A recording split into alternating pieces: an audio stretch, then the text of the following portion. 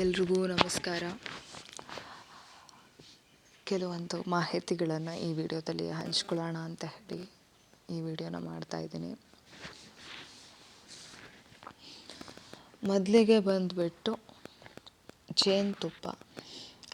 ಜೇನುತುಪ್ಪದ ಕೆಲವೊಂದು ವಿಷಯ ಹೇಳಬೇಕು. ಜೇನುತುಪ್ಪದ ಬಗ್ಗೆ, ಈ ಜೇನುತುಪ್ಪನ ಪ್ರತಿದಿನ ನೀವು ಖಾಲಿ ಹೊಟ್ಟೆಯಲ್ಲಿ ಸೇವಿಸೋದ್ರಿಂದ ತುಂಬಾ ಉಪಯೋಗ ಇದೆ.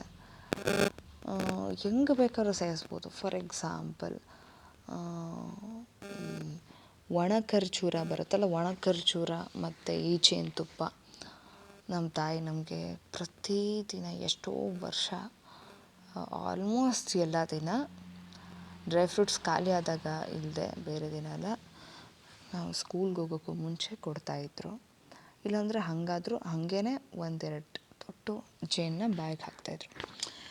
ಸೊ ಅದನ್ನು ಇಲ್ಲಾಂದರೆ ಬೆಚ್ಚಗಿರೋ ನೀರಲ್ಲಿ ಕುಡಿಬೋದು, ಇಲ್ಲ ಬೆಚ್ಚಗಿರೋ ಹಾಲಲ್ಲಿ ಕುಡಿಬೋದು. ತುಂಬಾ ಉಪಯೋಗ ಇದೆ. ಅಥವಾ ಇನ್ನೂ ಒಂದು ರೀತಿಯಲ್ಲಿ ಬಳಸ್ಬೋದು. ಏನಂದರೆ, ಶುಂಠಿ ಬರುತ್ತಲ್ಲ, ಶುಂಠಿನ ಒಂದೂವರೆ ಇಂಚಷ್ಟು, 2 ಇಂಚು ತಿನ್ಬೋದು. 1-1.5 ಇಂಚಷ್ಟು ಒಂದು ಸ್ವಲ್ಪ ಅಗಲ, ನಿಮಗೆ ಎಷ್ಟು ಗಾತ್ರ ತಿನ್ನೋಕ್ಕಾಗತ್ತೆ ಅನ್ನೋದು ಅಷ್ಟು, ಒಂದು ಅರ್ಧ ರಬ್ಬರ್ ಅಂತ ಅಂದ್ಕೊಳ್ಳಿ. ರಬ್ಬರ್ ಬರುತ್ತಲ್ಲ, ಪೆನ್ಸಿಲ್ ಎರೇಸರ್ ಬರುತ್ತಲ್ಲ, ಆ ಎರೇಸರ್ ಅರ್ಧ ಕಟ್ ಮಾಡಿದ್ರೆ ಅಷ್ಟು ಶುಂಠಿನ ಅದ್ರ ಜೊತೆಗೆ ಈ ಜೇನುತುಪ್ಪನ ತಿನ್ಬೋದು. ಆಯಿತಾ? ಇನ್ನೂ ಒಂದು ಏನಪ್ಪ ಅಂದರೆ, ಜೇನುತುಪ್ಪದ ವಿಷಯದಲ್ಲಿ ಬಿಸಿ ಮಾಡಬಾರ್ದು ಜೇನುತುಪ್ಪನ ಯಾವತ್ತೂ. ಆಮೇಲೆ ತುಂಬ ಬಿಸಿಗಿರೋ ಅಂಥ ಪದಾರ್ಥಕ್ಕೆ ಯಾವುದಕ್ಕೂ ಜೇನುತುಪ್ಪ ಹಾಕೋಬಾರ್ದು. ಅದು ವಿಷ ಆಗುತ್ತೆ. ಜೇನು ಬಿಸಿ ಮಾಡಿದ್ರೂ ವಿಷ ಆಗುತ್ತೆ. ಮಳ್ಳ ನೀರಿಗೆ ಯಾರೂ ಜೇನುತುಪ್ಪ ಹಾಕಲ್ಲ. ಬೆಚ್ಚಗಿರೋ ನೀರಿಗೆ ಹಾಕ್ಕೊಂಡು ಕುಡೀರಿ ಅಂತ ಹೇಳೋದು. ಮಳ್ಳ ಇರುವಂಥ ಹಾಲಿಗೂ ಅಷ್ಟೇ ಯಾರು ಜೇನುತುಪ್ಪ ಹಾಕಬಾರ್ದು. ಅದು ಒಂದು. ಇನ್ನೂ ಒಂದು ವಿಷಯ ಜೇನುತುಪ್ಪದ ಬಗ್ಗೆ ಏನಂದರೆ, ಜೇನುತುಪ್ಪನ ಮುಖಕ್ಕೆ ಹಚ್ಚಿದ್ರೆ ತುಂಬ ಬ್ರೈಟ್ನೆಸ್ಸು ಅನ್ನೋದು ಒಂದು ರೀತಿ ಈ ನರಿಕೆಗಳೆಲ್ಲ ಕಡಿಮೆ ಆಗಿ ಒಂಥರ 2 ವರ್ಷ 3 ವರ್ಷ ಚಿಕ್ಕವ್ರ ಥರ ಕಾಣಿಸ್ತಾರೆ.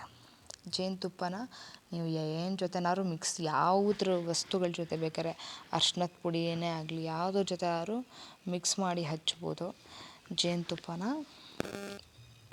ಅದು ತುಂಬ ಚಿಕ್ಕ ವಯಸ್ಸವ್ರ ಥರ ಒಬ್ಬ ವ್ಯಕ್ತಿ ಕಾಣೋ ಹಾಗೆ ಜೇನುತುಪ್ಪ ಮಾಡೋಕ್ಕೆ ಸಾಧ್ಯ ಮುಖಕ್ಕೆ ಹಚ್ಚಿದ್ರೆ. ಒಂದು. ಇನ್ನೂ ಒಂದು ವಿಷಯ ಏನಪ್ಪ ಅಂದರೆ, ಏನಾದರೂ ಒಂದು ಗಾಯಗಳಾಗಿವೆ ಕೈಯಲ್ಲಿ, ಮುಖದಲ್ಲಿ ಕಲೆಗಳಿವೆ, ಏನೋ ಸುಟ್ಕೊಂಡ್ಬಿಟ್ಟೆ, ಸುಟ್ಟು ಗಾಯಗಳ ಕಲೆ ಏನಿರುತ್ತೆ, ಕಲೆ ಇರೋದಕ್ಕೆ ಜೇನುತುಪ್ಪ ಹಾಕಿದ್ರೆ ಆ ಕಲೆ ಏನಾಗುತ್ತೆ, ಕಡಿಮೆ ಆಗುತ್ತೆ. ಕಪ್ಪು ಕಲೆಗಳಿರ್ಬೋದು, ಯಾವುದ್ರದ್ದಾದ್ರೂ ಒಂದು ಕಲೆ ಇದ್ದರೆ, ಬಿದ್ದಿದ್ದ ಗಾಯದ ಕಲೆ ಇರ್ಬೋದು, ಅದಕ್ಕೆ ಜೇನುತುಪ್ಪ ಕ್ರಮೇಣ ಹಾಕ್ತಾ ಬಂದರೆ ಕಡಿಮೆ ಆಗುತ್ತೆ. ಒಂದು ಸರಿ GRS ಫ್ಯಾಂಟಸಿ ಪಾರ್ಕಿಗೆ ಹೋಗಿದ್ದೆ. ನನ್ನ ಹಿಂದುಗಡೆಯಿಂದ ಒಂದಷ್ಟು ಜನ ತಳ್ಳಿಬಿಟ್ರು. 3ನೇ ಕ್ಲಾಸ್ ನಾನು. ಬಿದ್ದುಬಿಟ್ಟು ಮುಖದಲ್ಲಿ ಗಾಯ, ಕೈಯಲ್ಲಿ ಕಾಲಲ್ಲಿ ಗಾಯ. ನಾನು ಮನೆಗೆ ಸಾಯಂಕಾಲ ಬಂದರೆ ಅಂದರೆ ಸ್ಕೂಲ್ ಬಸ್ ಕರ್ಕೊಂಬಂದರು. ನನ್ನ ಮುಖ ನೋಡಿದ ತಕ್ಷಣ ನಮ್ಮ ಅಪ್ಪ ಮತ್ತು ನಮ್ಮ ಅಜ್ಜಿ ಇಬ್ಬರು ಬಂದಿರೋ ಕರ್ಕೊಂಡು ಹೋಗೋಕ್ಕೆ. ಏನಾಯಿತು, ಬಿದ್ದೆ, ಗಾಯ ಆಯಿತು ಅಂದರೆ ನಮ್ಮ ಅಮ್ಮಂಗೆ ಬೇಡ ಕಳಿಸ್ಬೇಡ ಅಂದರೂ ಕಳಿಸ್ದೆ. ಈ ಥರ ಬಿದ್ದು ಗಾಯ ಮಾಡ್ಕೊಂಬಂದಿದ್ದಾಳೆ, ಮುಖಕ್ಕೆಲ್ಲ ಕಾಲಿಗೆಲ್ಲ ಏಟಾಗೈತೆ ಅಂತ. ಸೊ ಅದಕ್ಕೆ ನಮ್ಮಮ್ಮ ಪ್ರತಿದಿನ ಜೇನು ಹಾಕಿ ಆ ಕಲೆಗಳನ್ನ ಹೋಗಿಸಿದ್ರು. ಇನ್ನೂ ಒಂದು ಏನು ಜೇನುತುಪ್ಪದ್ದು ಅಂದರೆ, ನಾವು ಏನೇ ಮುಖಕ್ಕೆ ಜೇನುತುಪ್ಪ ಹಾಕಿದ್ರು ಏನೇ ಹಾಕಿದ್ರು ಕಣ್ಣಿಗೆ ಮತ್ತು ಕೂದಲಿಗೆ ತೊಗಿಸ್ಬಾರ್ದು. ಕೂದಲಿಗೆ ಜೇನು ಬಿದ್ದರೆ ಕೂದಲು ಬಿಳಿಗಾಗತ್ತೆ. ಜೇನುತುಪ್ಪ ಕೂದಲ ಮೇಲೆ ಬಿದ್ದರೆ ಕೂದಲು ಬಿಳಿಗಾಗತ್ತೆ. ನನಗೆ ಜೇನುತುಪ್ಪದ ಬಗ್ಗೆ ಗೊತ್ತಿರೋ ಎಷ್ಟೋ ಮಾಹಿತಿಯನ್ನು ನಿಮಗೆ ಹೇಳಿದ್ದೀನಿ. ಜೇನುತುಪ್ಪನ ಎಷ್ಟೋ ವಿಧದಲ್ಲಿ ಬಳಸ್ಬೋದು. ಹಣ್ಣುಗಳ ಜೊತೆ ಬಳಸ್ಬೋದು. ಬಾಳೆಹಣ್ಣು, ಆಮೇಲೆ ಈ ಪರಂಗಿ ಹಣ್ಣು, ಸಪೋಟ, ಇದ್ರ ಮೇಲೆಲ್ಲ ಹಾಕ್ಕೊಂಡು ತಿನ್ಬೋದು. ಹಾಗೇ ಬ್ರೆಡ್ಗೂ ಹಾಕೋಬೋದು. ಬಟ್ ಬ್ರೆಡ್ ಏನು ಅಷ್ಟು ಒಳ್ಳೆಯದಲ್ಲ, ಆರೋಗ್ಯಕರ ಅಲ್ಲ. ಅಂದರೆ ಎಷ್ಟೋ ಸಮಯ ನಿಮಗೆ ಸಕ್ಕರೆ ಪರ್ಯಾಯವಾಗಿ ಸಿಹಿದೇನಾದ್ರು ಮಾಡಬೇಕು ಅಂದಾಗ ಅದಕ್ಕೆ ಜೇನುತುಪ್ಪ ಹಾಕೋದು ತುಂಬ ಒಳ್ಳೆಯದು. ಆದರೆ ಪ್ಯೂರ್ ಜೇನುತುಪ್ಪನ ಬಳಸಬೇಕು. ಕೂರ್ಗ್ ಹನಿ ತುಂಬ ಒಳ್ಳೆಯದು.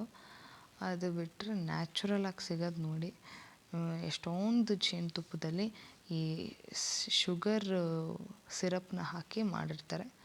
ಟೆಸ್ಟ್ ಆಗಿರೋದನ್ನು ನೋಡಿ ತಗೊಳ್ಳಿ. ತುಂಬ ಒಳ್ಳೆಯ ಒಂದು ಪ್ರಾಡಕ್ಟ್ ಅದು. ಅದನ್ನು ಬಳಸಿದಷ್ಟು ಯಾವ ಥರ ಬಳಸಿದ್ರೂ ಒಳ್ಳೆಯದೇ. ಆದರೆ ತುಂಬ ಬಿಸಿಗಿರೋದಕ್ಕೆ ಬಳಸಬಾರ್ದು. ಒಂದು ಅದನ್ನು ಬಿಸಿ ಮಾಡಬಾರ್ದು. ಇನ್ನೊಂದು ಆಮೇಲೆ ಕೂದಲು ಮೇಲೆ ಬೀಳಿಸ್ಕೋಬಾರ್ದು. ಕೂದಲಿಗೆ ಹಾಕೋದು ತಲೆ ಕೂದಲು ಶೈನಿ ಆಗುತ್ತೆ ಅಂತ ಕೆಲವರು ಮಾಡಿದ್ರೆ ಖಂಡಿತ ಕೂದಲು ಬೆಳ್ಳಗಾಗುತ್ತೆ. ಇಷ್ಟೇ ಸ್ನೇಹಿತರೆ, ಈ ವಿಡಿಯೋ ಇಲ್ಲಿಗೆ ಮುಗಿಯುತ್ತೆ. ಧನ್ಯವಾದಗಳು.